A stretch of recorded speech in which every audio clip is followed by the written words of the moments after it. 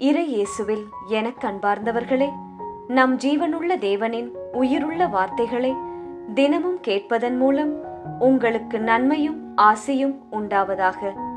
இன்றைக்கு நம் உள்ளத்தில் ஆண்டவர் பேச விரும்புகிற திருவசனம் லூக்கா 8ஆம் அதிகாரம் 15ஆம் திருவசனம்.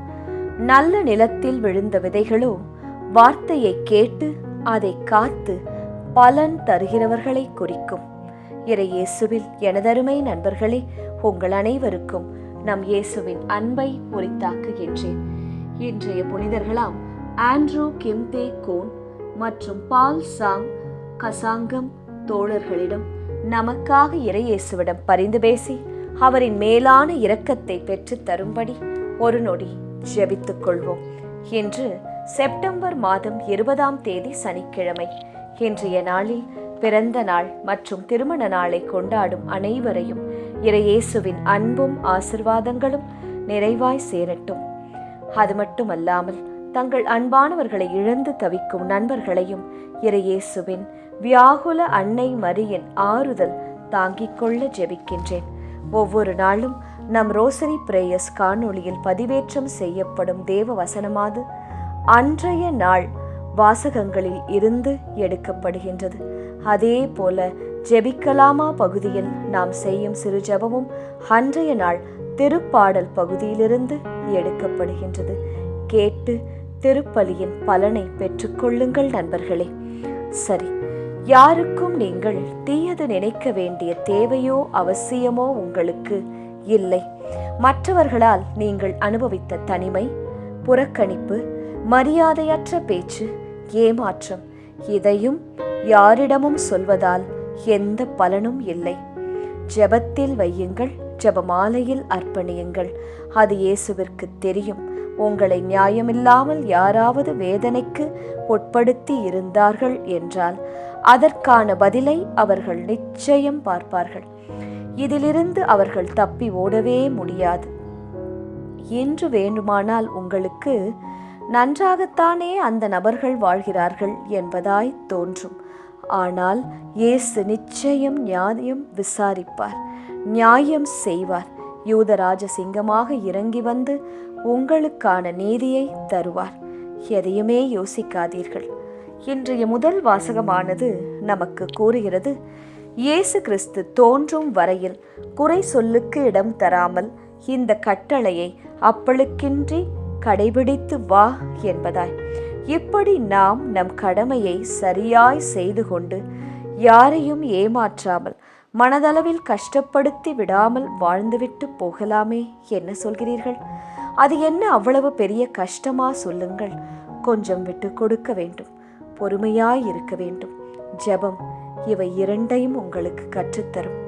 அப்படி தன் சொல்லை மதித்து வாழ்கின்ற பிள்ளைகளை இயேசு கிறிஸ்து மறக்காமல் பெரிய உயர்விலே வைப்பார். பேரின்ப வாயிலை உங்களுக்காக திறந்து தருவார். நிலை வாழ்வை நீங்கள் அனுபவிப்பீர்கள். உங்கள் கைகளை இல்லாத பலருக்கு உதவும்படி உயர்த்துவார் இயேசு. தேவையில் இருப்போருக்கு, ஏழைகளுக்கு உதவும்படி உங்கள் நிலையை, வாழ்க்கை தரத்தை மேம்படுத்தி வைப்பார். இன்றிலிருந்து முயற்சி செய்யலாமா? சரி, இன்றைய நற்செய்தியும் இதே கருத்து கொண்ட இன்னொரு வசனத்தை நமக்கு கூறுகிறது. நல்ல நிலத்தில் விழுந்த விதைகளோ வார்த்தையை கேட்டு அதை காத்து பலன் தருகிறவர்களை குறிக்குமாம். உங்கள் மனம் எப்படி இருக்கிறது?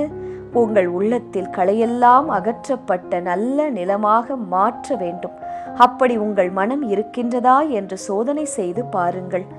இல்லை, பொறாமை, பெருமை போன்ற கலைகளை வளர்ந்து வைத்திருக்கின்றீர்கள் என்றால் வார்த்தை அதனுள் பயிர் செய்ய முடியாது, அதை காக்க முடியாது. வார்த்தை வளர்ந்து உங்கள் வாழ்வுக்கு கனி தராது. நீங்கள்தான் சோதித்து பார்க்க வேண்டும். எந்த ஒரு கெட்ட எண்ணமும் நமக்கு வேண்டாம். பிடுங்கி எரிந்து விடுங்கள் நண்பர்களே. பசிக்கும் வாழ்வுக்கும் ஏற்ற கனி ஏதும் அதிலிருந்து நமக்கு கிடைக்காது. பல நேரங்களில் இப்படி ஆகிவிடுமோ, அப்படி ஆகிவிடுமோ, என் ஃபியூச்சர் எப்படி இருக்கும், என் பிள்ளைகள் வாழ்வு எப்படி இருக்கும் என்று நடக்காத ஒன்றை பற்றிய கவலை, பயம் அவையும் களை போலத்தானே. இயேசுவின் வார்த்தை என்னும் விதையை நம் மனதில் வளரவிடாமல் நசுக்கி விடுகின்றன அந்த பயங்கள். அதையும் எடுத்து போடுங்கள். தினமும் காலையிலும் இரவு நேரத்திலும் நேரம் ஒதுக்கி வார்த்தையை வாசியுங்கள். அதை மனதில் காத்து கொள்ளுங்கள். நிறைந்த பலனை உங்கள் வாழ்க்கை தரும். தேவையற்ற களைச்செடிகளை உங்கள் உள்ளத்திலிருந்து எடுத்து போடுங்கள். ஜெபிக்கலாமா? இயேசுவே, மகிழ்ச்சி நிறை பாடலுடன் உம் திருமுன் வருகின்றோம். நீர் நல்லவர், என்றும் உள்ளது உமது பேரன்பு. தலைமுறை தலைமுறை தோறும் நீர் நம்பத்தக்கவர். உமது வார்த்தையை நல்ல நிலமாகிய எங்கள் மனதில் பதித்து காத்து வளர்த்திட உம்மை தேடும் எண்ணத்தை எங்களுக்கு தாரும் இயேசுவே. நல்ல நிலத்தில் விழுந்த விதைகளைப் போல உமது வார்த்தைகள் எங்கள் மனதில் விழ எங்களுக்கு நினைவூட்டும் இயேசுவே. வழிநடத்தும் இயேசுவே. ஆமேன். இயேசு கிறிஸ்துவின் பெரிதான நாமத்தின் நிமித்தம் ஜெபிக்கிறோம். ஆமேன். ஒவ்வொரு நாளும் உங்கள் உள்ளத்தில் ஆண்டவர் பேச விரும்புகிற இறை வார்த்தையை தெரிந்து கொள்ள ரோசரி பிரேயர்ஸ் சேனலை சப்ஸ்கிரைப் செய்யுங்கள். மேலும் உங்கள் நண்பர்கள் மற்றும் உறவினர்களுடன் ஷேர் செய்யுங்கள். நன்றி.